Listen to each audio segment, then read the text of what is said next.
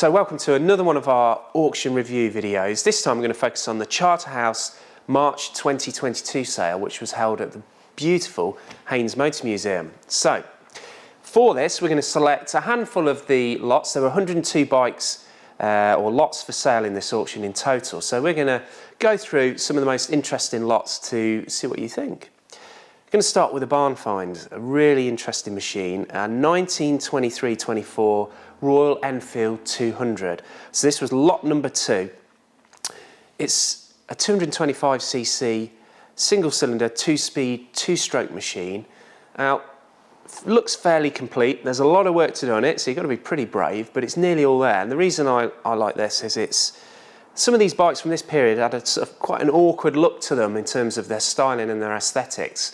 You know, it was early days for motorcycling, but this particular bike, very nicely proportioned. There's a beautiful example of one of these restored at the Barber Museum in the States, and with its very long elongated tank with the two-tone green panels on there, really attractive commuter machine in its day. I mean, it's only capable of, 35 miles an hour top speed, but beautiful little bike, very handsome, nicely proportioned. So what was also attractive about this bike, no estimate.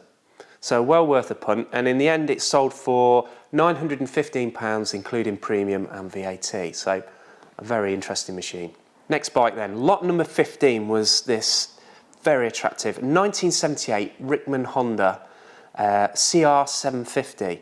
So Rickman frames, beautifully made, hand-built bikes and frames. Derek and Don Rickman began making their own frames as early as 1959. They're best known for their off-road scrambler motocross bikes. Obviously Steve McQueen also was a fan of their machines, and that particular version is a very popular bike even to today, the Desert Race replica.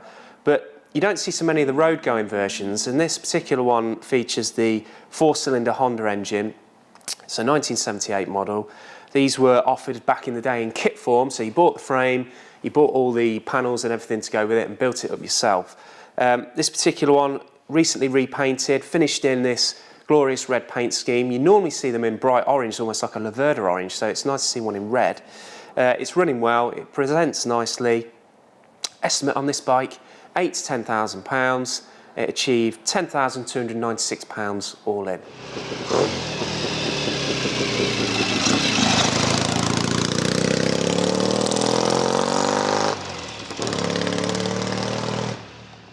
Next up, lot 31. This time we've got an American machine, so it's a 1941 Indian 741B Scout. So this one is a genuine World War II bike, totally restored, in good running condition. It's a UK registered machine. This features this sort of unbustable side valve 500cc V-twin engine producing 15 horsepower. Very reliable machines in the day, great bikes for the military to use back in the day as well. Some specific elements on these that made them specific for military use was the enormous filter or cartridge air filter on the side to stop any debris getting in there. They also had a slightly higher ride height compared to the original road models that they were based on, and lower compression as well, so they're really easy to live with and start and ride. A great looking bike, nicely restored.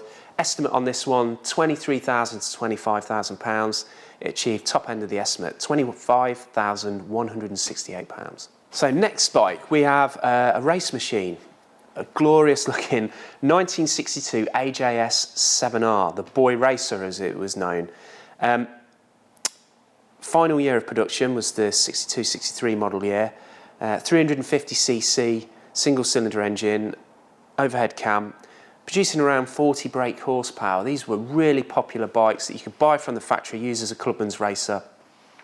Very successful, winner of the Junior TT on several occasions, these particular machines for the works riders. Now, this particular bike's quite a special version, obviously presented in immaculate condition, fully restored by a marks specialist. This one features quite a distinctive, larger shaped tank than what you normally see as well, but still retains that glorious gold painting on the crankcases that make it so iconic. It was raced in period by Tommy Robb, who was a very well-established and well-renowned road racer and Grand Prix racer back in the period, and winner of the Isle of Man TT. Estimate on this one, 40 to 45,000 pounds. It achieved 41,184 pounds all in. Jumping forward then to a more modern machine, now we've got a 1987 Suzuki RG250, presented here in its glorious Walter Wolf scheme to replicate some of the race bikes of the period. Two-stroke, twin-cylinder bike, final year of this particular model, just 4,081 miles on the clock. Beautifully presented, very low mileage. These bikes had an incredible power to weight ratio, so just weighing 130 kilograms, producing around 50 brake horsepower. They really were sort of race bikes for the road. You don't see many of them in this particular colour scheme either, so it's nice to see one here. Obviously two strokes, really hot at the moment. And the 500 versions of these bikes, the RG500 Gamma, when we've seen those prices, you see them at dealers now for what, £25,000 quite comfortably. So these 250s represent great value compared to the bigger brothers of the 500s. Now, estimate on this bike, £5,000 to £6,000. It achieved £6,292, including premium and VAT. Lot 60 was a 1954 Norton Dominator. Very handsome looking machine. Lovely pre-feather bed, 500cc twin, matching numbers. It was restored around 20 years ago with receipts for over £8,000 spent on the bike back then. It was a bike that was originally in Uganda and then was brought back to the UK. It's UK registered. It's only done 36 miles since it was fully restored. It is in showroom condition. Estimate on this bike, £8,000 to £10,000. It's sold for £9,152, including the premium. Something completely different now. Lot 72, a BSA Sunbeam scooter. Now, first launched in 1959, Edward Turner designed a scooter to try and cash in on the popularity of the scooter market at that point.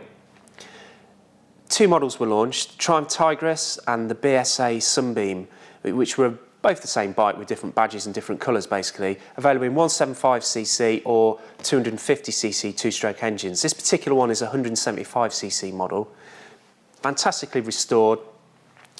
They're expensive things to restore these because the amount of panels on them, there's a lot of paintwork involved. This one is fully restored and running, it's nicely presented. It's almost a sacrilege though that this one had a BSA badge on, which is bad enough because they were poorly designed, these bikes. They weren't very popular. They didn't work anywhere near as well as the Italian versions. And not only did it have BSA on it, this was one of the final iterations that you saw the Sunbeam badge appear on it in. The high quality pre-war TT winning machines that they used to produce, and then the final time you see it is on a scooter that didn't work very well is a crying shame really. But regardless, it's an interesting bike, very rare, not many survived. They didn't sell many in the first place. Estimate on this, £2,000 to £2,400.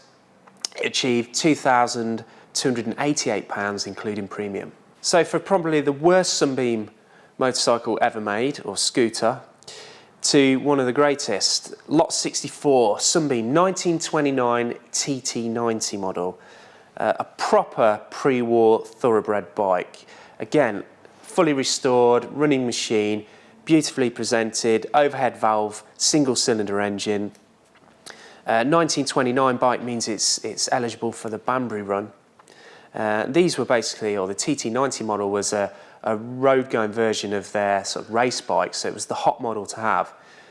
Strangely, this one is mounted to a very, very smart-looking sidecar, but to me, it's the equivalent of owning an Aston Martin and having a Caravan on the back. It makes no sense whatsoever. Regardless of that, a really, really smart bike, nice condition. Estimate on this, £15,000 to £16,000. It sold for £15,444 all in. So the final bike is the bike that, if I could have bought any of them myself from the auction, this is the one I would have gone for. So it's something very, very rare. Lot 73, post-vintage model, 1936 Douglas Endeavour. Now, Douglas were a well-established, well-known make of motorcycles in the pre-war years in particular. Quite distinctive in their designs, and quite recognisable in that they preferred this fore and aft inline twin.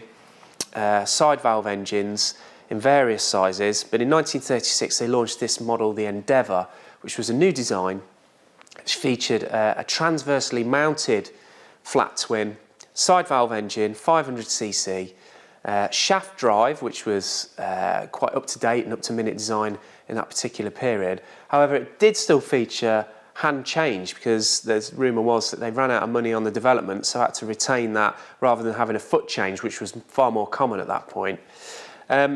Numbers vary on how many were produced, between a minimum of 100, maximum of 200, but thought that only around 3 actually remained complete and in original engine frame combinations, of which this is one of them. Again, brilliantly restored, a running machine, very nicely presented, a beautiful, beautiful pre-war bike. Estimate on this machine was £13,000 to £15,000, and it actually achieved a really strong figure, £17,732, including premiums, and it is a glorious bike. I would love to have it in my garage. So in summary, high sell-through rates for this auction. The vast majority of the bikes fell within their estimates, and the estimates were sensible, so I think it was a fair reflection on the market at present. All in all, a successful auction. If you like this content and you want to see more great content, don't forget to check out our Classic Motorcycle channel too, where you'll find some even greater little snippets of what's going on in the world of classic motorcycles.